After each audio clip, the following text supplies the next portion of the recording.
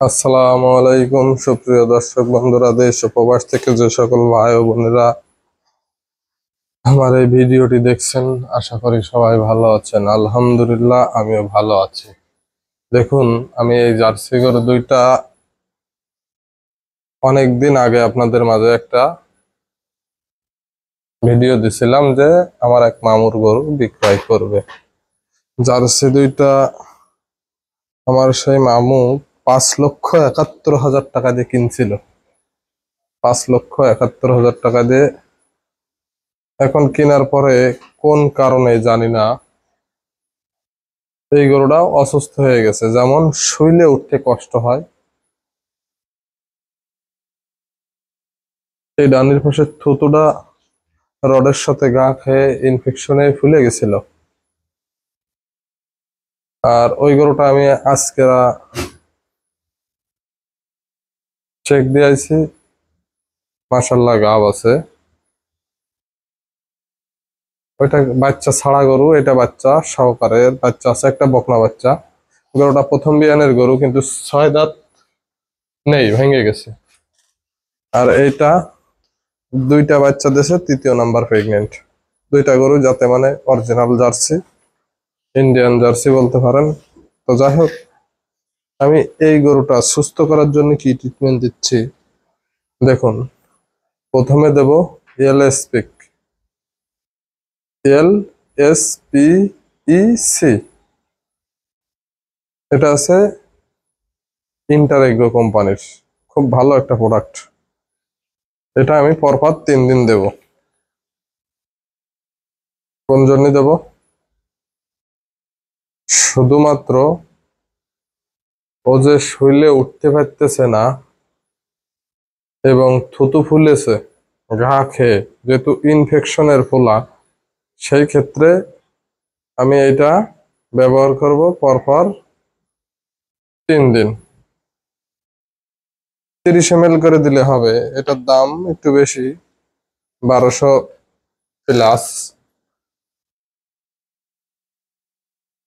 তো যাই হোক, আমি এর এখন এলএসপিক দিয়ে দিচ্ছি।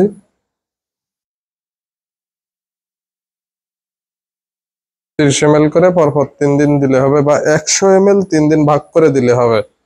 যেহেতু গরুটা টোটাল বডি ওয়েট আছে 300 প্লাস, 350,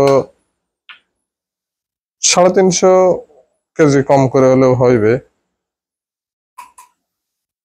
জার্সি গরু, তা আমি এর 3 দিনে ভাগ করে দিয়ে দেব।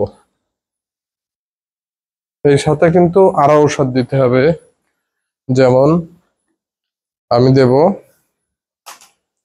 আর্থ্রিবেট, ব্যথার জন্য।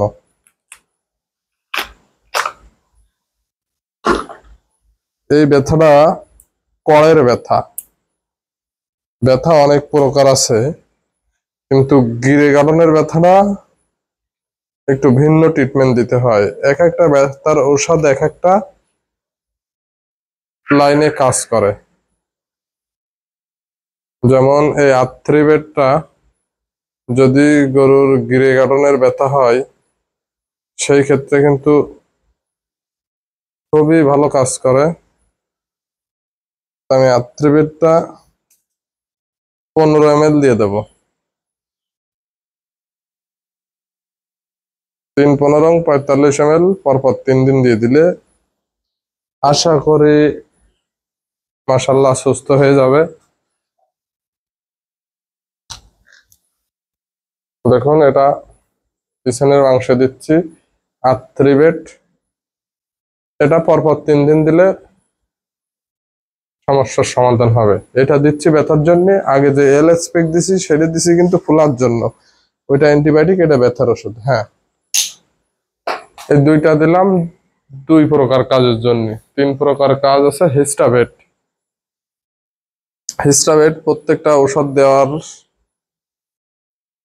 সাথে সাথে দিতে হয়, আগে পরে দেওয়াই লাগবে। যেমন গ্যাসের ঔষধ, এটা কিন্তু গ্যাস ও অ্যালার্জি, গ্যাস এবং অ্যালার্জি জনিত সমস্যার কারণে এটা দিতে হবে। অবশ্যই দিবেন আপনারা। আমি এটা দিয়ে দেব সামনের মাংসে।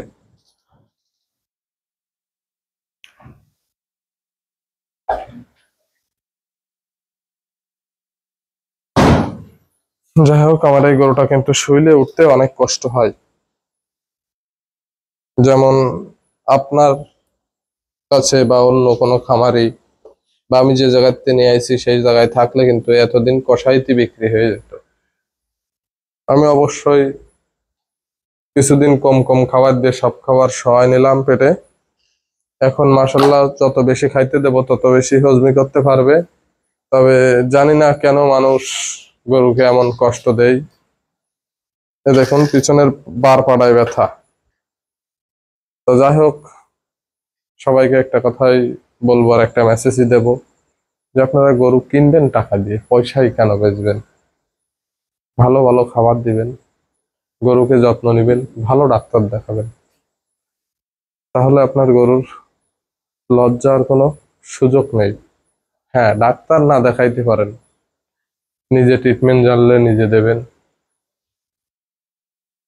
আর যে নিজে জানেন না সে ডাক্তার দিয়ে ট্রিটমেন্ট দেবেন। দেখুন এই গরু দুটো, এই দুইটা গরু আমি যার কাছ থেকে কিনেছি, কি বলবো, তার অনেক টাকা লস গেছে।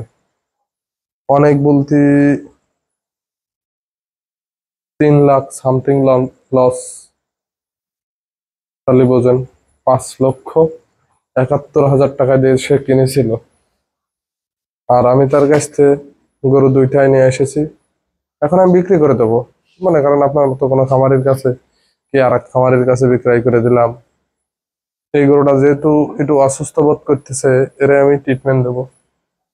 এই ট্রিটমেন্ট দেওয়ার পরে যদি দেখি যে না আমি কোনো খামারের হাতে তুলে দিতে পারবো, সেই ক্ষেত্রে খামারের হাতে দেব। আর যদি দেখি না ভালো হওয়ার সম্ভাবনা নেই, ভালো তো হবে ইনশাল্লাহ, তারপরেও অনেক গরু আছে বিভিন্ন সমস্যার কারণে পরিবর্তন হয় না, তো সেই ক্ষেত্রে আমি গরুটা হাটে নিয়ে বিক্রয় করব, কোনো খামারের কাছে দিব না। আমি সেরকম ব্যাপারই। সবাই ভালো থাকবেন। আসসালামু আলাইকুম। আমার জন্য দোয়া করবেন, আমার গরু বাছুরের জন্য দোয়া করবেন।